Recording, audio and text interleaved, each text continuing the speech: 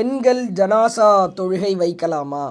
எனக்கு தெரிந்த ஒருவர் அவருடைய தந்தைக்கு பெண்கள் மட்டும் குழுமிருக்கிற சபையில் தொழுகை நடத்தினார். அவருடைய சகோதரன் ஆண்களுக்கு தொழுகை நடத்தினார். இதுபோன்று செய்வதற்கு மார்க்கத்தில் அனுமதி இருக்கிறதான்னு கேட்குறாங்க. பொதுவாக தொழுகையின் சட்டத்தை பொறுத்த வரைக்கும் ஒரு அடிப்படையான மிக முக்கியமான சட்டம் என்னவென்றால், ஒரு ஆணுக்கு ஒரு பெண் தொழுகை நடத்துவதை மார்க்கம் அனுமதிக்கவில்லை. அதற்கு எந்த ஆதாரமும் இல்லை. ஒரு ஆண் இருக்கிற பொழுது அந்த ஆணுக்கு ஒரு பெண், அவர் எவ்வளவு பெரிய ஹிஃபுல் குரானை ஹிஃபுல் செய்தவராக இருந்தாலும், அதிகமான சூறாக்களை மனனம் செய்திருந்தாலும், ஒரு ஆணுக்கு ஒரு பெண் தொழுகை நடத்த இயலாது. அதற்கு மார்க்கத்தில் அனுமதி இல்லை. அது அல்லாமல் சக பெண்களுக்கு ஒரு பெண் இமாமாக நின்று தொழுகை நடத்துவதற்கு மார்க்கத்திலே தடுப்பதற்கான எந்த ஆதாரமும் இல்லை. பெண்கள் சபை குழுமிருக்கிற பொழுது ஒரு பெண்ணுக்கு சக பெண்களுக்கு ஒரு பெண் இமாமாக தொழுகை நடத்தி கொள்ளலாம். இதே போன்றுதான் ஜனாசா தொழுகையும் கூட.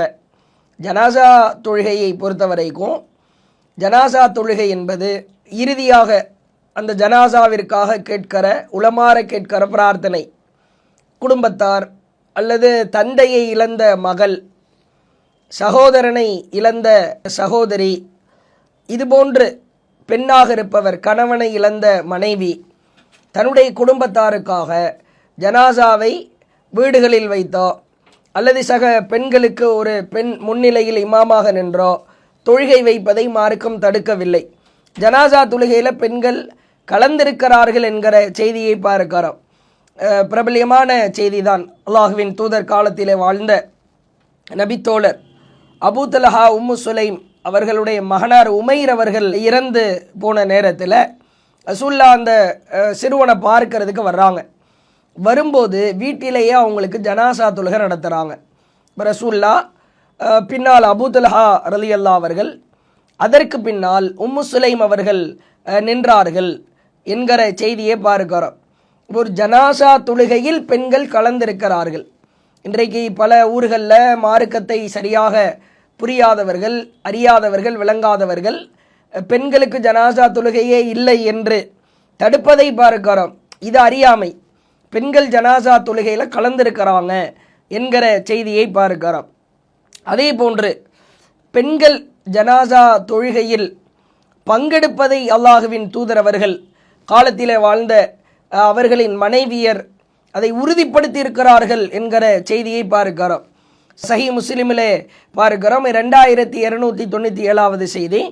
சஅத் பின் அபீ வக்காஸ் ரலியல்லாஹு அவங்க இறந்த பொழுது அவங்களுடைய ஜனாசாவை பள்ளிவாசலுக்கு கொண்டு வாங்க, நாங்கள் அவருக்காக ஜனாசா தொழ போகிறோம் அப்படின்னு ரசூல் ஸல்லல்லாஹு அலைஹி வஸல்லம் அவர்களின் மனைவியர் ஆயிஷா அம்மையார் கேட்குறாங்க. சஅத் பின் அபீ வக்காஸ் ரலியல்லாஹு அவர்கள் மரணித்த பொழுது ஜனாசா தொழுகையை பள்ளிக்கு கொண்டு வாங்க, எங்கள் அறைக்கு அருகிலே வையுங்கள். உடனே அவரது உடல், சஅத் ரலியல்லாஹுடைய உடல் ரசூல் ஸல்லல்லாஹு அலைஹி வஸல்லம் அவர்களின் மனைவியரின் அறைகளுக்கு அருகிலே கொண்டு வந்தப்பட்டது. அவருக்காக அவர்கள் ஜனாசா தொழுகை வைத்தார்கள், ஜனாசா தொழுதார்கள் என்கிற செய்தியை பார்க்கிறோம். அப்போ சக பெண்களாக சேர்ந்து ஜனாசா தொழுகை தொழுதுள்ளார்கள் என்கிற செய்தி சஹீஹ் முஸ்லிமிலே ஆதாரபூர்வமான செய்தியாக இருக்கிறது. இது ஒரு மிகச்சிறந்த ஆதாரமாகவும் நமக்கு இருக்கிறது. அப்போ பெண்களை பொறுத்த வரைக்கும் அல்லாஹுவின் தூதர் அவர்கள் சொன்னதாக புகாரியில் 1678 செய்தியில் இருக்கிறது. பெண்கள் ஜனாசா தொழுகையில் கலந்து கொள்றதுக்கு தடுக்கப்படலை. ஜனாசாவை பின்தொடர்ந்து பெண்களாகிய நாங்கள் செல்வதை தான் ரசூல்லா கண்டிச்சிருந்தாங்க. அதை வன்மையா கண்டிக்கல, வராதிங்கன்னு சொன்னாங்க என்கிற செய்தியை பார்க்கிறோம். அப்போ ஆயிஷா ரலியல்லாஹு அவர்கள் சொல்லுகிற மற்றொரு செய்தியில் ரசூல் ஸல்லல்லாஹு அலைஹி வஸல்லம் அவர்கள் இது போன்று ஜனாசா தொழுகையை பள்ளிவாசல்ல கொண்டு வந்து நடத்தி இருக்கிறார்கள். பெண்களாகிய நாங்களும் தொழுதிருக்கிறோம், ஆனாலும் மக்களில் சிலர் குறை சொல்லி கொண்டிருக்கிறார்கள் அப்படின்னு சொல்லிட்டு ஆயிஷா ரலியல்லாஹு அவங்க ஆதாரத்தையும் காட்டுறாங்க. சஹல் பின் பைதா, அவரது சகோதரர் சுஹைல், அவர்களுக்காக ரசூல்லா பள்ளிவாசல்ல ஜனாசா தொழுகை நடத்தி இருக்கிறாங்க தானே, இவர்கள் ஏன் குறை சொல்கிறார்கள்? சஅத் இப்னு அபி வக்காஸ் அவர்களின் ஜனாசாவை பள்ளிக்கு கொண்டு வாங்கன்னு சொல்லும்போது மக்கள் சில குறைகளை சொல்றாங்க. அதுக்கு இது ஆதாரமாகவும் காட்டுறாங்க ஆயிஷா ரலியல்லாஹு அவங்க. நாங்கெல்லாம் தொழுதிருக்கிறோம் தானே, சஹல் இப்னு பைலா அவர்களுக்காகவும் அவருடைய சகோதரர் சுஹைலுக்காகவும் தொழுதிருக்கிறோம் தானே, அப்புறம் ஏன் நீங்கள் குறை சொல்கிறீங்க என்று ஆயிஷா ரலியல்லாஹு அவர்கள் சொல்லுகிற செய்தியை பார்க்கிறோம். அப்போ ஜனாசா தொழுகையை பொறுத்த வரைக்கும் ஒரு ஜனாசாவிற்கு வீட்டிலே தொலை வைக்கலாம், பள்ளியிலே தொலை வைக்கலாம், அல்லது ஒரு 10 நபர்கள் 20 நபர்கள் ஜனாசா முடிந்ததற்கு பிறகு வர்றாங்க, வெளியூர்லேருந்து வர்றாங்க, நாங்கள் தொழணும்னு ஆசைப்படுறாங்க, தாராளமாக அவர்கள் தொலை வைக்கலாம். ஒரு ஜனாசாவிற்கு எத்துணை ஜமாத்தாக கூட அல்லது தனியாக கூட தொழுகை நடத்தலாம். அதுக்கு மார்க்கத்தில் எந்த தடையும் இல்லை. அல்லாஹ்வுடைய தூதர் மரணித்ததற்கு பிறகு வழக்கத்தில் உள்ளதான் நபித்தோழர்கள் செய்கிறாங்க. ரசூலுல்லாஹ்வுக்கு ஒரு பெருங்கொண்ட கூட்டம் கூடி ஒரே ஜமாத்தாக ஜனாசா தொழுகை நடத்தலை.